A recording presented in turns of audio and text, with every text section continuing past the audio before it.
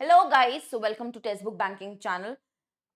ये वीडियो है आपका एसबीआई पीओ और क्लर्क को लेके कि नोटिफिकेशन कब तक एक्सपेक्टेड है और अगर आप प्रिपरेशन कर रहे हैं, beginners plan versus repeaters plan क्या होना चाहिए। Some of you might have already attempted this exam but could not clear maybe in prelims, mains, few marks और इंटरव्यू। बट अब आप फिर से दोबारा अटेम्प्ट देना चाह रहे हैं तो प्लान क्या रहेगा, स्ट्रैटेजी क्या रहेगी, डिस्कस करते हैं। पहली बात तो मैं ये बता दूं कि एसबीआई पीओ और क्लर्क की नोटिफिकेशंस, जैसे कि मैंने अपने प्रीवियस कुछ पर्टिकुलर सेशंस में वाईटी शॉर्ट्स में भी जरूर से मेंशन किया है और आपने देखा जरूर होगा ये कि एसबीआई पीओ और क्लर्क डेफिनेटली आपका आ सकता है। हम मान के चलते हैं जुलाई अगस्त में, राइट, अपकमिंग एग्जाम्स की अगर हम बात करें, और ये आप शायद हर एक टेलीग्राम चैनल पे भी देख रहे होंगे, ठीक है। एक्सपेक्टेड एग्जाम कब होगा प्री का, मतलब अगर हम देखते हैं क्लर्क का तो सितंबर ऑनवर्ड्स हम मान के चल सकते हैं, और अगर हम पीओ का देखते हैं, एसबीआई पीओ का, तो अगस्त में मान के चल सकते हैं। तो अगस्त अगर हम देखते भी हैं, हमारे पास बहुत ज्यादा मंथ नहीं है इस एग्जाम के लिए तैयारी करने के। मार्च एंड हो गया है, अप्रैल, मई, जून, जुलाई, हम 4 मंथ्स की अगर बात करें और उसको ही अगर हम दिमाग में टाइमलाइन लेके चले तो हमारी प्रिपरेशन अच्छी और जल्दी होगी, ठीक है। तो स्टार्ट कर रही हूं मैं आज का सेशन।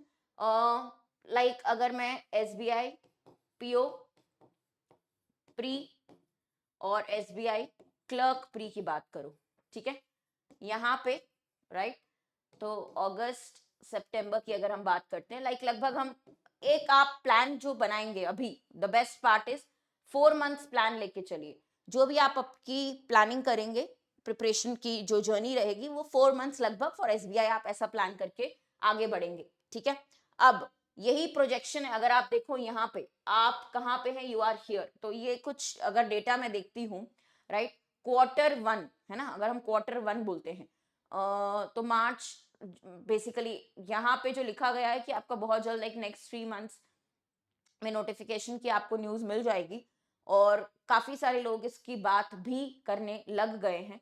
एक्चुअली ये है आपका, ये देखो, हम क्वार्टर वाइज देख रहे हैं, यहाँ पे 1, ये 2 एंड के 2 तक, फिर 3, 4 क्वार्टर वाइज हमने देखा है।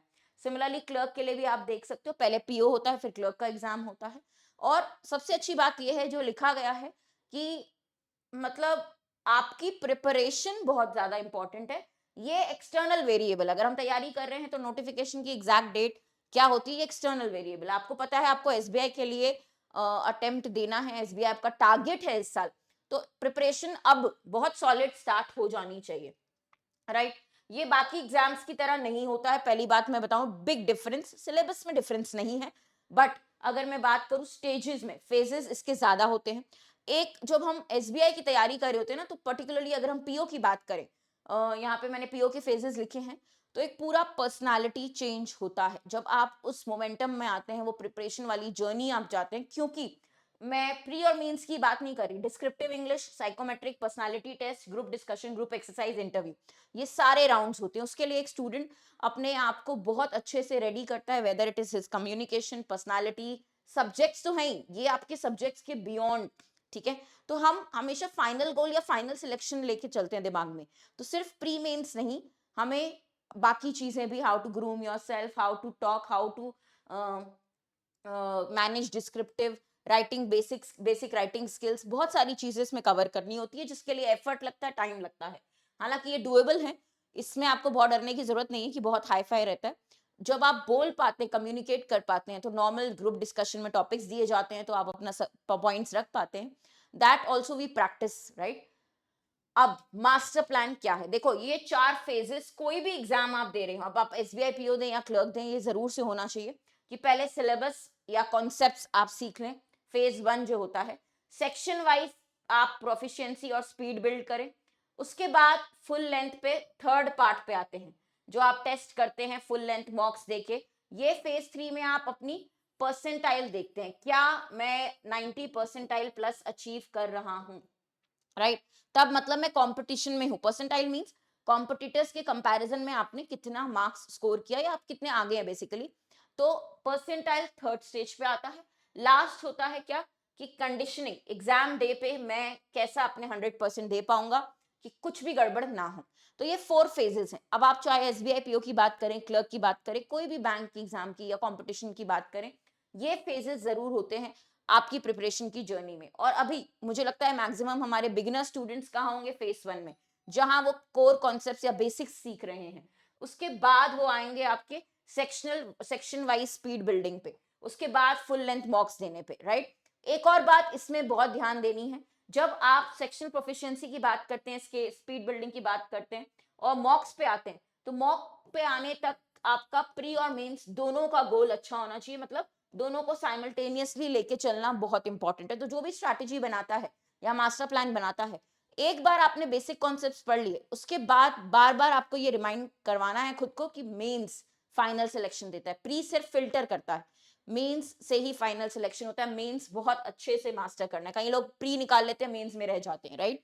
तो अगर मैं कंपेयर करती हूँ बिगिनर और रिपीटर का पाथवे, तो प्राइमरी ऑब्जेक्टिव बिगिनर का भी सिलेबस कंप्लीट करना है, यहाँ पे रिपीटर्स का बॉटल नेक्स हटाना, मतलब कोई वीक पॉइंट जिसकी वजह से आपका पिछली बार एग्जाम नहीं निकल पाया, कोई एक सेक्शन जो आपका कमजोर रह गया, उसको इरेडिकेट करना, उस पर आपको ज्यादा वर्क करना है। अभी 80% लर्निंग में जाता है बिगिनर का टाइम और 20% प्रैक्टिस। यहाँ ऑपोजिट होता है, 20% रिवीजन में जाता है और 80% मॉक्स में जाता है रिपीटर, क्योंकि वो कॉन्सेप्ट पढ़ चुके हैं, वो दोबारा क्लासेस नहीं देख रहे, कॉन्सेप्ट पढ़ चुके, उन्हें प्रैक्टिस करनी, क्लासेस में भी वो प्रैक्टिस के लिए आते हैं या फिर मॉक्स देते हैं, ज्यादा से ज्यादा फोकस पूरा चेंज होता है। हाँ देखो, बिगेस्ट थ्रेट क्या है, ये थोड़े से ज्यादा इमोशनल ओवरवेल्म्ड होते हैं क्योंकि डरे हुए होते हैं, बिगिनर है, पहली बार एग्जाम देंगे। यहाँ पे कहीं ना कहीं एक बर्नआउट आ जाता है कि इतना मेहनत की थी, नहीं निकला एग्जाम, अब क्या हो जाएगा, वो बर्नआउट वाला फेज होता है। तो इससे लड़ना है आपको। थ्रेट स्ट्रैटेजी क्या होगी, बेसलाइन स्ट्रैटेजी की बेसिक मॉक्स दे दिए, टॉपिक समझ लिए कौन से नहीं है, उस पर वर्क करा टॉपिक वाइज, फिर डेली मॉक्स इंटेंसिव तरीके से विद एनालिसिस, ये रिपीटर को करना पड़ता है।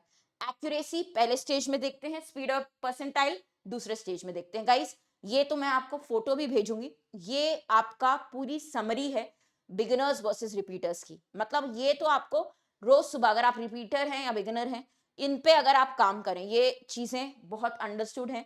कई बार हम नहीं समझते स्ट्रैटेजी कितना बड़ा रोल प्ले करती है, बट मैं चाहती हूँ कि आप इसका स्क्रीनशॉट ले लें, ये बहुत इंपॉर्टेंट है समझना।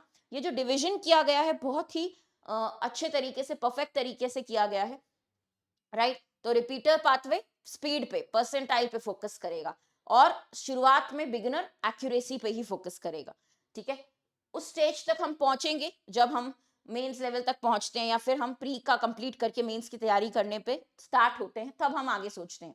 अब देखिए यहाँ पे सिलेक्शन का कट ऑफ क्या है, रिपीटर लाइन और आपकी बिगिनर क्लाइम कर रहा है जो, ठीक है।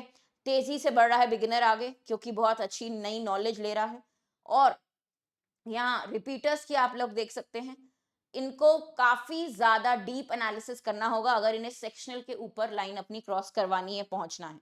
तो एग्जाम रेडीनेस बताता है ये ग्राफ कि कितना रेडी है। आप देख रहे हैं वर्सेस बिगिनर वर्सेस रिपीटर, तो रिपीटर को तो बहुत डीप एनालिटिकल सोचना पड़ेगा कि कहाँ गलती हुई थी और उसको करेक्ट करके आगे बढ़ना होगा सेक्शन के ऊपर, सेक्शनल के ऊपर। तो सवाल ये नहीं है कि सेक्शनल क्लियर करना है, कई लोग सोचते हैं सेक्शनल क्या जाएगा, सवाल तो ये है कि मेरिट में आना है। कंपटीशन इतना ज्यादा है कि अगर आपका स्कोर अच्छा खासा नहीं आता मेरिट में तो चांसेस कम होते हैं, राइट। अब बिगिनर्स के लिए गाइस एक्यूरेसी ज्यादा मायने रखती है। बोला गया है कि स्टार्टिंग में आप लोग ज्यादा मत सोचिए, किसके बारे में, टाइम के बारे में, स्पीड के बारे में, पहले एक्यूरेसी पे काम होता है, फिर उसके बाद यहाँ पे फुल मॉक लेना है। पर पहले पूरा सिलेबस एक पेज पे लिख लीजिए, क्या क्या कवर करना है टॉपिक वाइज, वो कवर करिए, टाइप्स ऑफ क्वेश्चंस क्या आते हैं, फिर आप वीकली मॉक दे सकते हैं अपना बेसिकली परफॉर्मेंस देखने के लिए। तो 80% थ्योरी और 20% प्रैक्टिस, इस पे फोकस होगा बिगिनर्स का। यहाँ पे रिपीटर्स के लिए बात क्या हो जाएगी गाइस, रिवीजन करेंगे, टारगेट रिवीजन, जो टॉपिक्स वीक थे जिसके कारण से आपको लगा आपके मार्क्स डिडक्ट हुए या आप क्लियर नहीं कर पाए एग्जाम, उन पे टारगेट रिवीजन उन टॉपिक्स का, और फिर मॉक्स पे ज्यादा फोकस, ठीक है। वापस से सिलेबस देखने की जरूरत नहीं है, आप सिंपल मॉक एनालिसिस पे ही ज्यादा फोकस करेंगे। कैसे क्वेश्चन सिलेक्ट करते हैं एग्जाम में, टाइम कैसे मैनेज करते हैं, स्टैमिना और फोकस रख पा रहे हैं, यानी ये कुछ ऐसी चीजें हैं जो आपको अपने वीकनेसेस देखी, अब उस पर आप काम करेंगे, रिपीटर्स के लिए है ये, ठीक है। बाकी आप लोगों को आगे क्या करना है, 4 मंथ्स के हिसाब से अपना प्लान बना लो, मंथ वाइज डिवाइड कर लो प्लान, बहुत ज्यादा सोर्सेज नहीं लेने हैं, बट 4 मंथ्स के हिसाब से, जैसे आपको आपने बोला कि month 1 I will do basics, concepts cover करेंगे, आपके कॉन्सेप्ट्स लेक्चर क्लासेस से हो सकते हैं, एक बैच को पूरा कंप्लीट देखेंगे तो आपके A to Z सारे कॉन्सेप्ट्स हो जाएंगे। बेसिक फाउंडेशन बैच देख लेंगे तो हर एक सेक्शन के एक बेसिक आपको फाउंडेशन बन जाएगा। फिर मंथ 2 आप डेडिकेट कर सकते हैं कौन सी प्रैक्टिस में गाइस? सेक्शनल प्रैक्टिस में, सेक्शन वाइज प्रैक्टिस। ठीक है, ये भी बहुत इंपॉर्टेंट क्यों होती है? ये तो आप बुक से भी कर सकते हैं, बाकी section wise practice, topic test बहुत सारे आपको प्लेटफॉर्म पे भी मिल जाएंगे, टेक्स्ट बुक पे सब अवेलेबल है। ठीक है, बुक प्रैक्टिस कई लोगों को कंफर्टेबल लगती है तो वो भी हेल्प कर सकता है। मंथ 3 पे आप आते हैं मॉक टेस्ट पे, तो month 3 is basically for मॉक्स plus analysis. ठीक है, और साथ में ही हम किसकी बात करेंगे यहाँ पे? मेंस की। ठीक है, मेंस के ऊपर फोकस, तो मेंस के भी मॉक्स देने हैं। हाँ, हो सकता है प्रीलिम्स के आप ज्यादा देंगे मॉक्स, बट मेंस के थोड़े थोड़े मॉक्स देना आपको स्टार्ट कर देना है।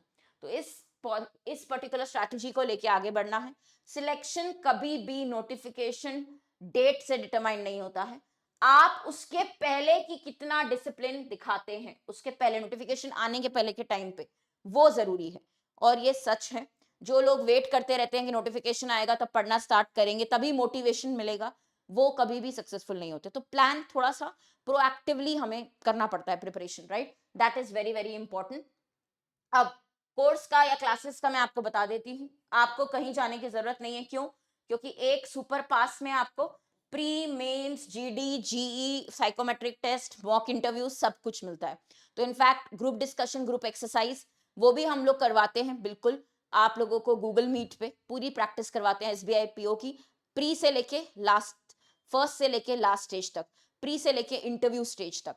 तो एक ही जगह पे सारी चीजें आपको मिलेंगी, क्लासेस लाइव रिकॉर्डेड, सारे सेक्शंस, मॉक्स, डिस्क्रिप्टिव इंग्लिश का बैच, सब कुछ सुपर पास में। तो जरूर से एनरोल कर ले।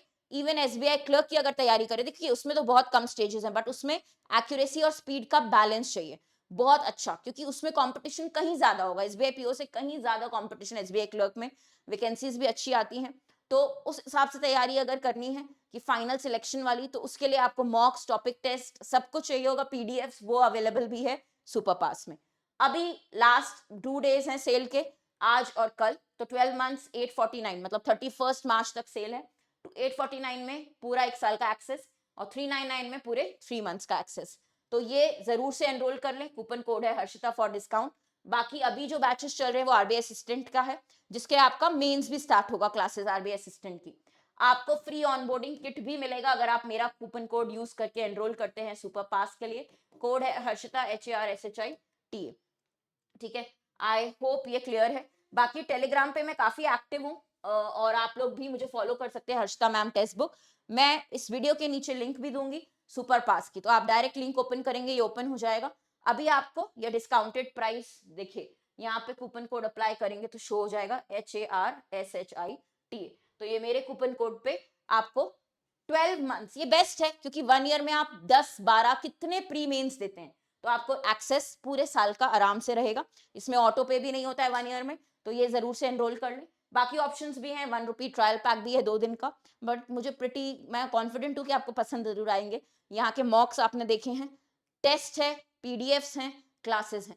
ठीक है, तो बढ़िया तैयारी करते हैं गाइस, टाइम कम बचा है, अभी सीरियसनेस थोड़ा सा ले आइए, क्योंकि भले नोटिफिकेशन सामने नहीं है एसबीआई का, बट लगभग टेंटेटिव जो डेट्स निकल के आई हैं, जो टेलीग्राम पे भी बातें हो रही हैं, वो ऑलमोस्ट हाँ सही है, जैसे पिछले साल भी ऐसे ही हुआ था, आने वाला है, और एकदम से जब आता है नोटिफिकेशन तो हमें लगता है कि प्रिपेयर्ड नहीं है। तो बेटर है कि हम पहले से ही अपनी तैयारी कर लें। और भी कोई डाउट्स हैं एसबीआई को लेके तो जरूर बताइएगा कमेंट्स में। Thank you.